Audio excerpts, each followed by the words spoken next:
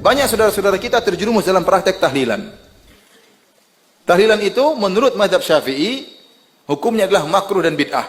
Apakah benar tahlil merupakan bid'ah? Sebaiknya Ustadz cerdas ini melihat kepada pernyataan imamnya sendiri, yaitu Ibn Taimiyah dalam kitab Majmu' al-Fatawa karangan Ibn Taimiyah jilid 24 terbitan Majma' Malik Fahad Mamlakah Al-Arabiyah As-Saudiyah pada tahun 2004 Masehi atau 1425 Hijriah pada halaman 322.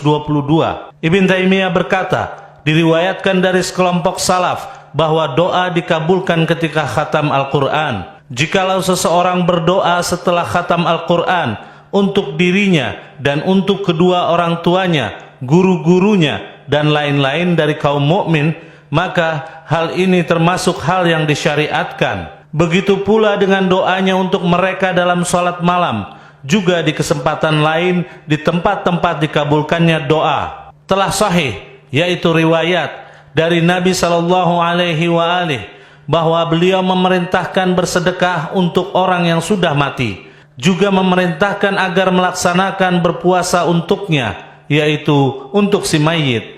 Maka sedekah atas nama mayit termasuk amal soleh, sama halnya dengan yang tertera di dalam sunnah tentang berpuasa atas nama mereka. Dengan riwayat inilah berhujjah para ulama yang membolehkan menghadiahkan pahala ibadah harta dan badan kepada orang yang sudah mati dari kaum muslimin.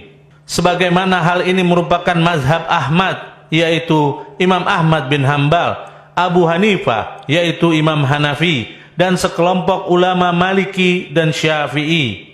Kemudian pada halaman 323, Ibn Taimiyah ditanya tentang seseorang yang bertahlil, yaitu membaca la ilaha illallah sebanyak 70.000 kali, lalu menghadiahkan pahala bacaannya itu kepada orang yang sudah meninggal, lalu bisa melepaskan si mayit dari siksa neraka. Apakah ini termasuk hadis sahih atau tidak?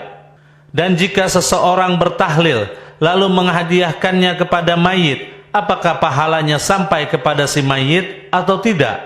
Ibn Taimiyah menjawab, jika seseorang bertahlil seperti itu sebanyak 70.000 kali atau kurang atau lebih dari itu, lalu dia menghadiahkan pahalanya kepada mayit, maka Allah akan menjadikan amalan tersebut bermanfaat, yaitu bagi si mayit. Ini bukanlah hadis sahih dan bukan pula dhaif. Wallahu a'lam. Lalu pada halaman 324, Ibn Taimiyah ditanya, apakah bacaan keluarga si mayit dari tasbih, tahmid, tahlil, takbir, jika dihadiahkan kepada mayit, apakah akan sampai kepadanya atau tidak? Ibn Taimiyah menjawab, akan sampai kepada mayit amalan bacaan keluarganya dari bacaan tasbih, takbir, dan amalan zikir lainnya. Jika dihadiahkan kepada mayit, maka hal tersebut akan sampai kepadanya, yaitu kepada si mayit. Wallahu a'lam. Seharusnya Ustadz cerdas tersebut banyak membaca kitab-kitab imamnya sendiri, sehingga tidak tergolong orang yang menyimpang dari gurunya. Semua pernyataan Ustadz cerdas ini kami serahkan kepada para pemirsa di dalam menilainya. Semoga Buya selalu dalam rahmat Allah SWT. Saya Fahmi dari Madiun. Baik Buya, saya mau tanya tentang khalifah, yakni masalah tahlilan. Apakah Imam Syafi'i memperbolehkan tahlilan? Karena saya pernah dengar tausiah dari golongan yang mengharamkan tahlilan. Mereka menyatakan bahwa Imam Syafi'i tidak melakukan tahlilan. Terima kasih Buya. Assalamualaikum warahmatullahi wabarakatuh. Assalamualaikum. Tahlilan itu apa sih?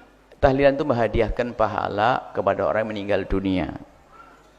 Sebetulnya orang itu tidak boleh berhujjah dengan hawa nafsu. Baik, orang yang mengatakan tahlilan tidak dilakukan oleh Imam Syafi'i. Kalau memang saya ketemu dengan orang tersebut yang mengatakan tidak boleh tahlilan, siapa? Imam Syafi'i. Baik, kenapa kamu hanya menyebut Imam Syafi'i saja? Yang lain bagaimana? Misalnya, anggap saja Imam Syafi'i tidak memperkenankan menghadiahkan pahala, tapi imam yang lain bagaimana? Kan imam kita banyak. Kenapa harus kamu katakan bid'ah yang tidak dilakukan Imam Syafi'i? Memang dinukil bahwasanya menghadiahkan pahala menurut ulama 4 madhab, 3 madhab nyampe.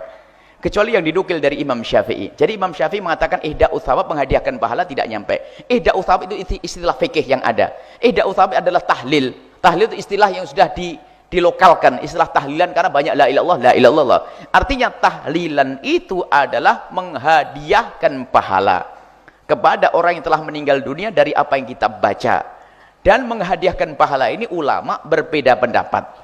Jumhur ulama dari madhab Maliki, Syafi'i, Hambali mengatakan Pak itu nyampe. Dinukil dari Imam Syafi'i tidak nyampe. Satu yang harus kita pahami, ulama berbeda masalah nyampe atau tidak nyampe, bukan bid'ah atau tidak bid'ah. Kenapa kok jadi berubah bid'ah menjadi bid'ah dan tidak bid'ah?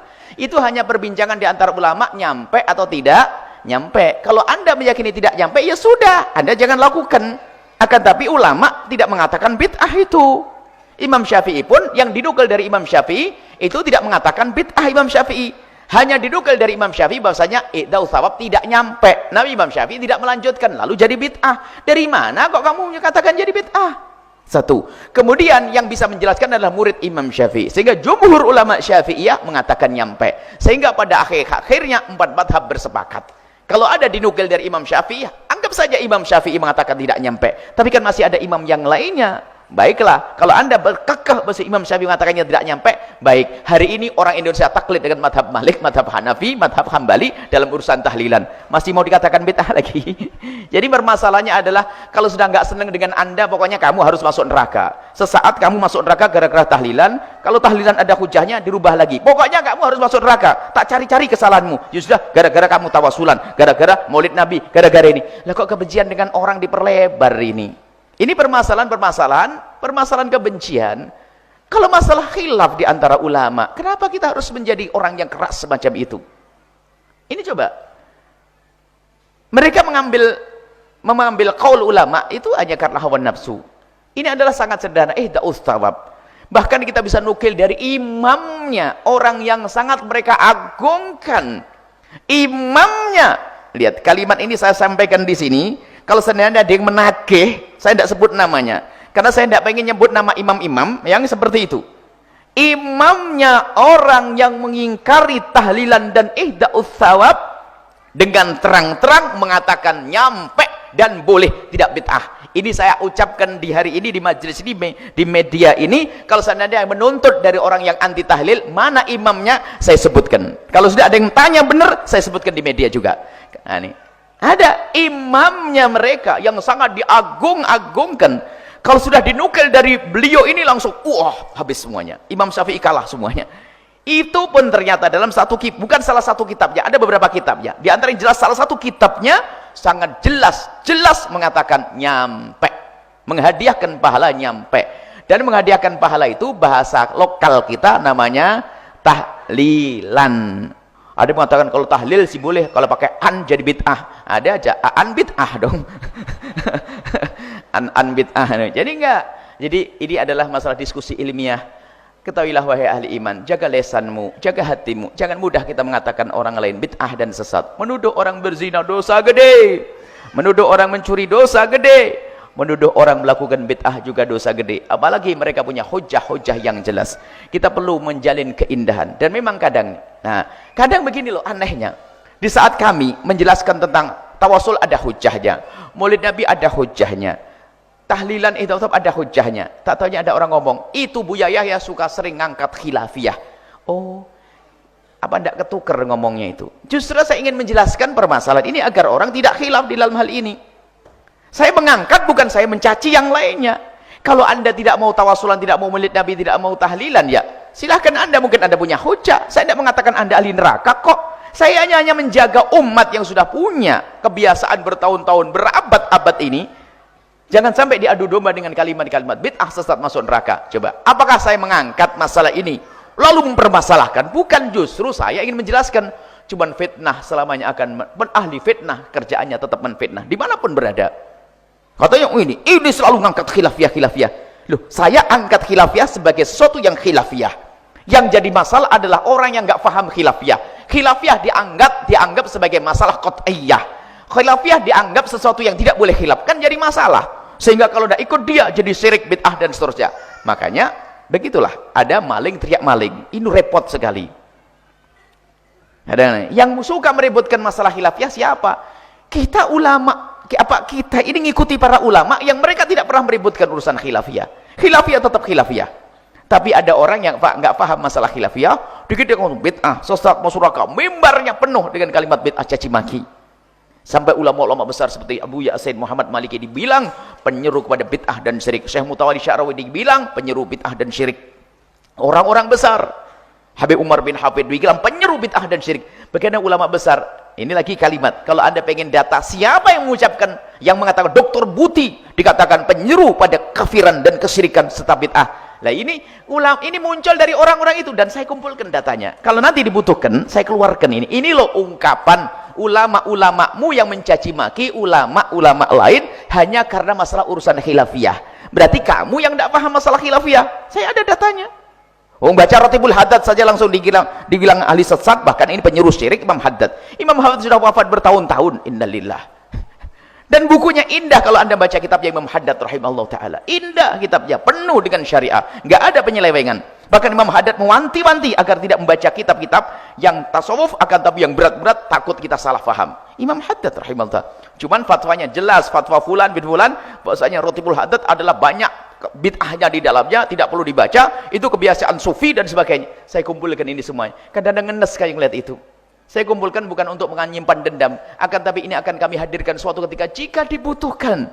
Karena apa? Banyak orang tertipu, mengagungkan dia, tidak tahu ulama kita dihinakan, ulama kita dicaci maki, ulama kita diolok. Innalillah. Ini adalah permasalahan umat. Kita perlu satu. Umat ini perlu disatukan. Lah kalau ada menyeru kepada persatuan umat Islam, itu yang perlu dipangkas adalah tidak cukup kita menyeru bersatu. Akan tapi yang perlu kita perhatikan adalah benalu. Siapa yang gampang menganggap umat Islam tidak Islam lagi? Itu loh. Kalau kita umat Islam ahli sunnah wal jamaah syariah, satu selesai. Tapi yang jadi masalah di tengah-tengah, ente kafir, ente bid'ah, ente syirik. Lah ini kan memecah belah umat. Bukan kita ahli sunnati wal jamaati asy'ariyati. Kita bahkan Imam Abu Hasan Asy'ari mengatakan tidak mudah kita mengatakan orang lain syirik. Tidak mudah kita mengatakan orang lain bid'ah. Tidaklah mudah kita mengatakan orang lain keluar dari iman. Enggak mudah. Lihat, ini kan akidah kita. Dan tidak gampang mengatakan orang lain keluar dari iman. Itu akidah ahli sunnati wal jamaati asy'ariyati yang sangat indah dari masa ke masa yang berjaya hingga hari kiamat. Dan nanti inilah syariat yang itulah syariat Nabi sallallahu alaihi wasallam.